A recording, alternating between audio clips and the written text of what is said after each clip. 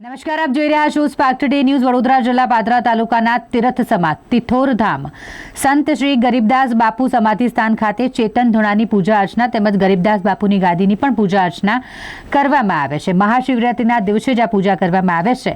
વર્ષોની પ્રણાલિકા મુજબ અહીં પૂજા કરવામાં આવી। આ જગ્યાને ગાદીના સષ્ટમ ગાદીપતિ મહંત શ્રી રવિનાથજી બાપુના સાનિધ્યમાં સપ્તમ એટલે કે 7મા ગાદીપતિ લઘુમહંત શ્રી નેમિનાથજી બાપુ જગ્યાને શુભાવી રહ્યા છે। પરંપરા અને પ્રણાલિકા મુજબ પૂજા તેઓ આજે પણ કરે છે અને 5 દિવસ સતત ભગવાન ગિરનારી મહારાજ અને ભૈરવ દાદાની ઉપાસના કરે છે।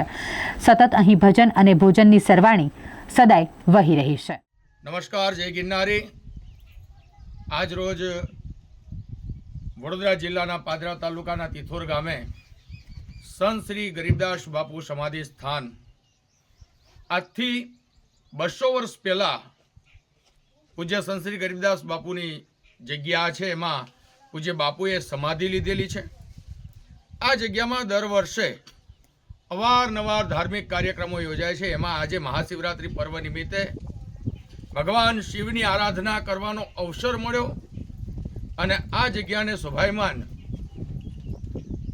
નાદ અને બુંદની ગાદી કહેવાય, એમાં બુંદની ગાદી આ પૂજ્ય સંત ગરીબદાસ બાપુની પરંપરા અનુસાર ચાલતી આવેલી ગાદીમાં એક પછી એક અનેક જગ્યાના મહંતો આવ્યા। એમાં ગરીબદાસ બાપુ પછી ની આ 7મી પેઢી અને 7મી પેઢીએ પૂજ્ય નેમિનાથજી બાપુ લઘુ મહંત તરીકે આ જગ્યાને શોભાયમાન રહ્યા છે।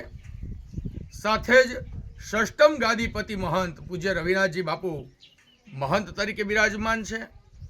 આ જગ્યામાં દર વર્ષે મહાશિવરાત્રિ પર્વ નિમિત્તે ભગવાન શિવની આરાધના કરતા આજથી 200 વર્ષ પહેલાં જે ધકતો ધૂણો અહીંયા રાખવામાં આવ્યો છે, એ ધૂણાને દર વર્ષે આ ચેતન સમાધિ અને ધૂણાના દર્શન કરી અને સૌ માનવ મેરામણ અહીંયા ઉમટી પડે છે, ત્યારે અહીંયા દર્શન કરી અને ધન્યતા અનુભવે છે, દીન દુખિયાના દુઃખ મટે છે।